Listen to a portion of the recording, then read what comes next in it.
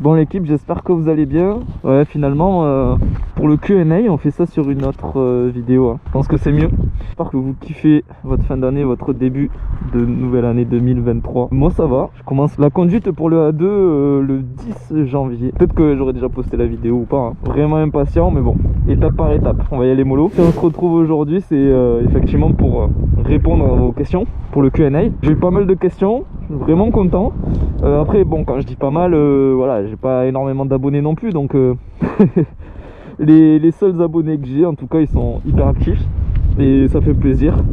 C'est plaisir de voir qu'on peut se connecter autour d'une même passion, et même les personnes, tu vois, il y a des personnes qui font pas encore de la moto mais qui sont intéressées, qui aussi participent, donc ça c'est cool. Ce que je vais faire, c'est que je vais m'équiper de mon smartphone. Bien évidemment, il reconnaît pas ma face parce que j'ai le casque. Voilà. Ce que je vais faire, c'est que je vais reprendre les questions que j'avais ici et je vais répondre à tout ça. C'est parti.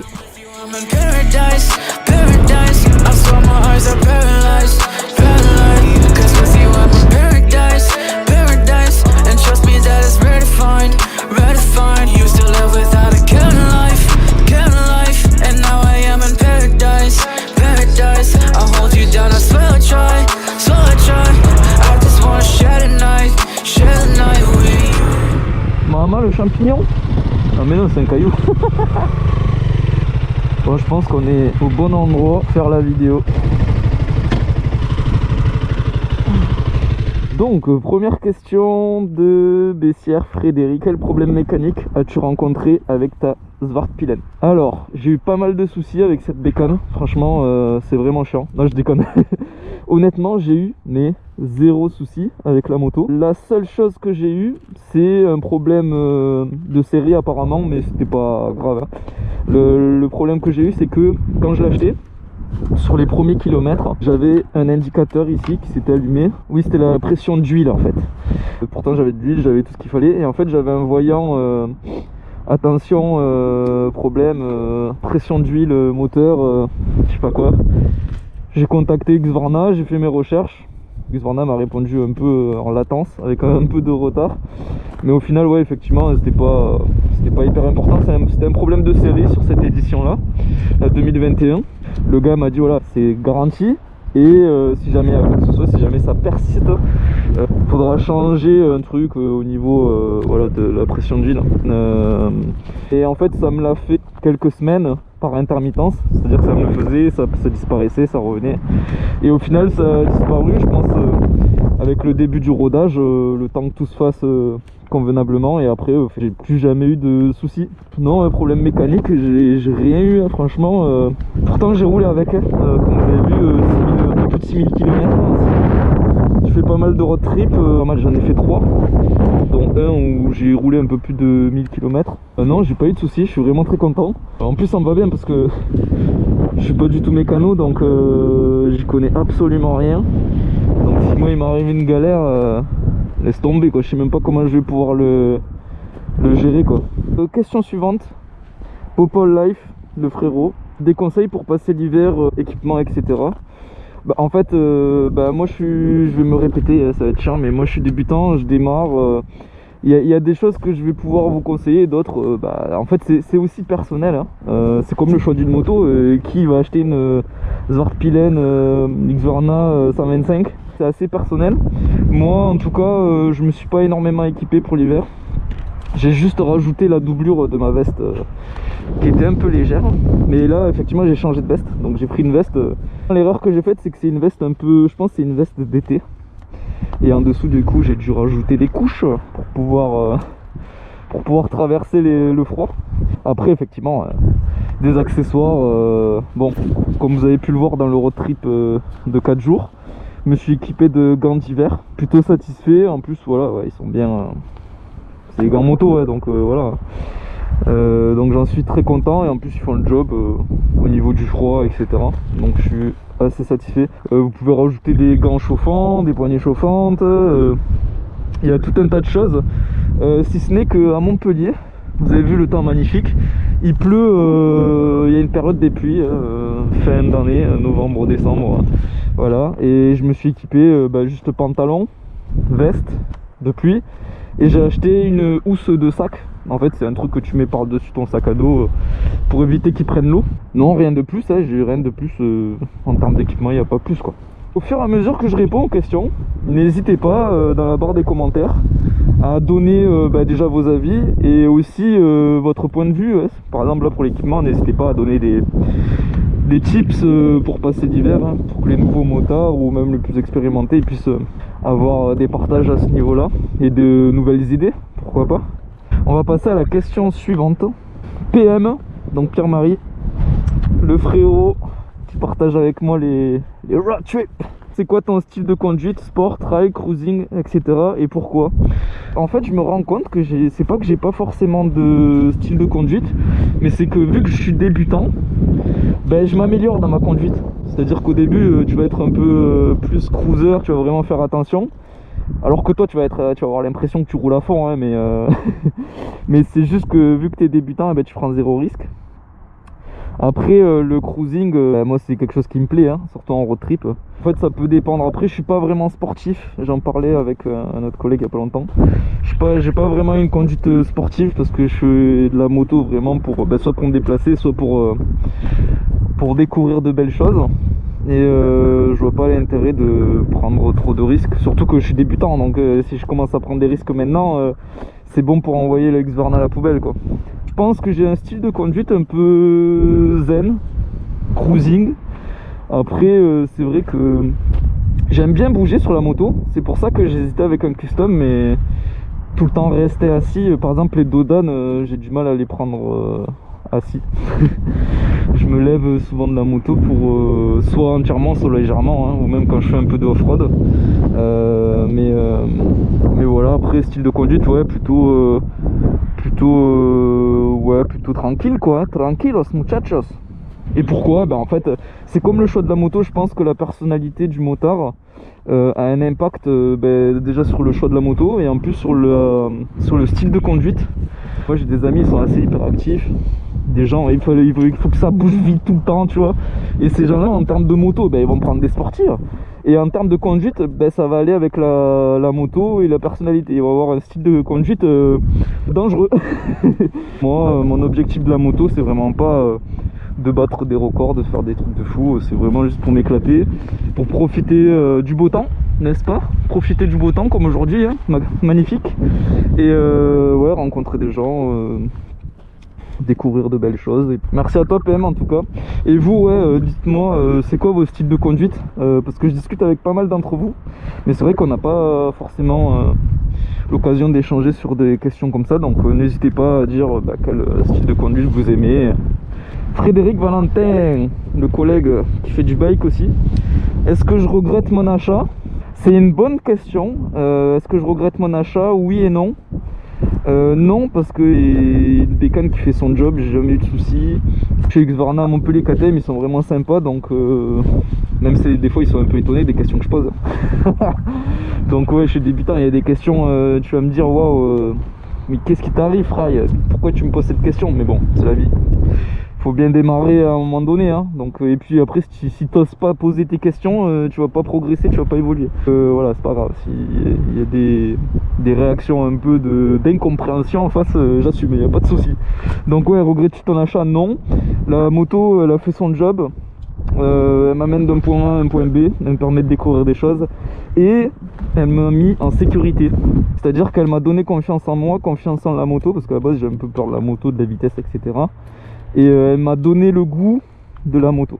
C'est vrai que ça m'a piqué, comme je le disais dans la vidéo des 6000. Cette moto là, elle m'a donné envie d'aller plus loin quoi. C'est pour ça que je passe le A2 en ce moment et que j'ai envie d'avoir plus gros et que je pense rester sur du scrambler. Après, pourquoi je regrette un peu l'achat, c'est au niveau du tarif. Je sais pas si vous savez, mais les Husqvarna, je crois que c'est les motos les plus chères du marché en termes de segment 125. On est aux alentours de presque 6000 € avec les accessoires. Presque, non c'est ça, c'est dans les 6000 balles. Hein. Pour une 125, ça reste quand même assez élevé. Après, moi j'en suis super content, je regrette pas, mais c'est vrai qu'il y a une petite Brixton avec un tarif extrêmement agressif qui m'aurait plu. Si vous regardez cette moto, je pense que vous allez deviner quelle Brixton j'aurais aimé. C'est la Brixton Crossfire 125. Et c'est le modèle réduit, on va dire, de la Brixton 500 Crossfire. Mais c'est vrai qu'elle est un peu différente que la 500. Je vous la mettrai à l'image pour que vous puissiez voir. Après, honnêtement, je l'ai vue en vrai. Elle vaut son prix. Hein.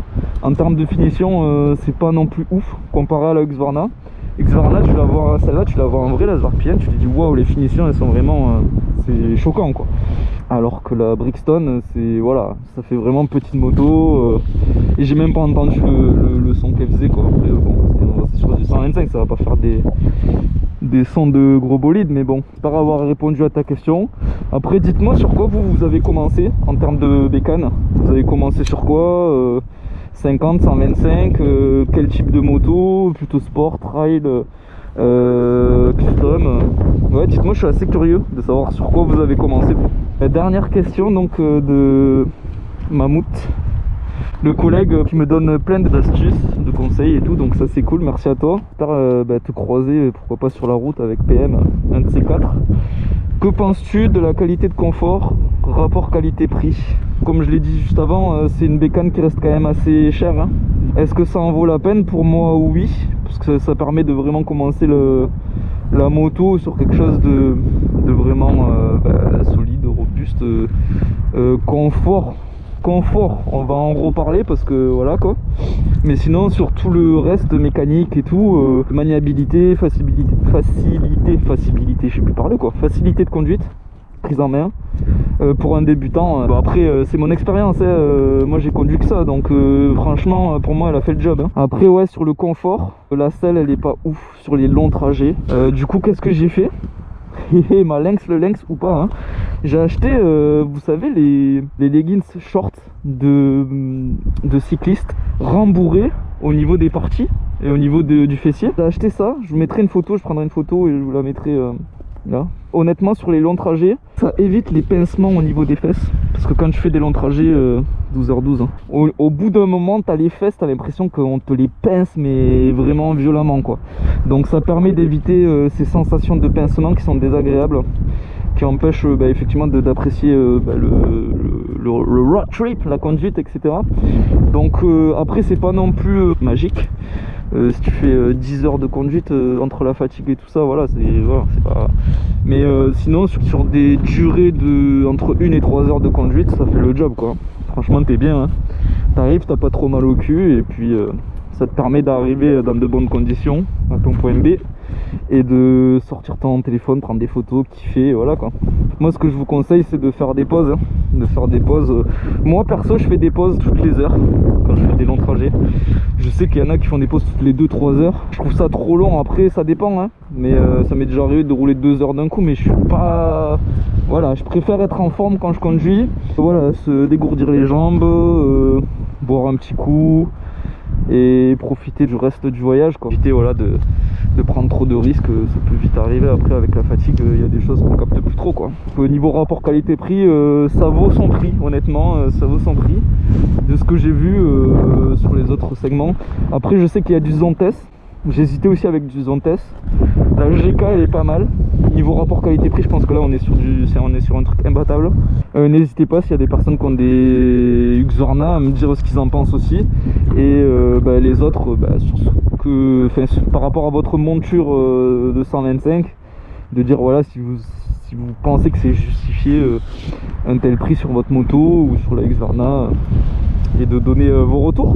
Je pense qu'on a fini, il n'y a plus de questions. En tout cas, merci, voilà, vous avez vu, il n'y a pas énormément de monde. Il y a Frédéric Bessière, ouais, j'en profite pour faire des petites dédicaces parce que ça fait toujours plaisir. Frédéric Bessière, merci à toi. Popol Life, merci à toi aussi, Paul Popo Life, le frérot. PM le frérot, le sang.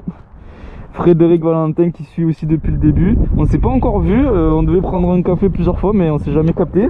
J'espère qu'on pourra aux alentours de Mogbio, voilà, au motopark ou ailleurs, il n'y a pas de souci. Et Mammouth, bon je sais pas si c'est demain qu'on va faire le trajet jusqu'en Belgique. En tout cas ça serait cool de te capter. Après il y a d'autres personnes qui malheureusement n'ont pas eu le temps de participer entre les fêtes et tout. Ouais, ils étaient occupés à se bourrer la gueule à boire du champagne. Il y a ce goût frais de saumon, etc. Je vous en veux pas, mais je vous attends sur le prochain Q&A. En tout cas, j'espère que vous avez kiffé. Voilà, on change un peu de registre. C'est des vidéos où je vous parle un peu plus, etc. Vidéo de road trip, ça va revenir quand il fera beau, n'est-ce pas? Vidéo ASMR aussi, où je fais un peu de conduite, etc. N'hésitez pas à me donner des suggestions de vidéos, si vous voulez. Comme ça, on pourra en discuter. Ça me donnera de nouvelles idées aussi. Vous êtes de plus en plus nombreux à suivre les aventures, même si c'est pas encore ouf, hein. On a dépassé les 124 abonnés, je crois. Mais vous êtes très actifs. Ça, je suis vraiment choqué parce que j'ai que 100 abonnés, une centaine d'abonnés quoi, et je fais pratiquement 3000 vues sur certaines vidéos. Donc waouh, en tout cas merci à vous. Hâte de vous montrer la suite. Je pense que je filmerai aussi les aventures pour le permis. L'achat de la moto, ben ça j'ai déjà commencé. Et puis la nouvelle moto pour la 2. Et puis voilà quoi. Je vous dis à bientôt et puis à la prochaine. Ciao.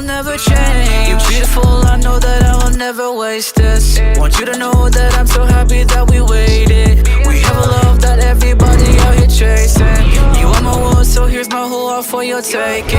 So every day when I wake up, I can't believe my eyes. I feel alive, the deepest of my dreams are alive.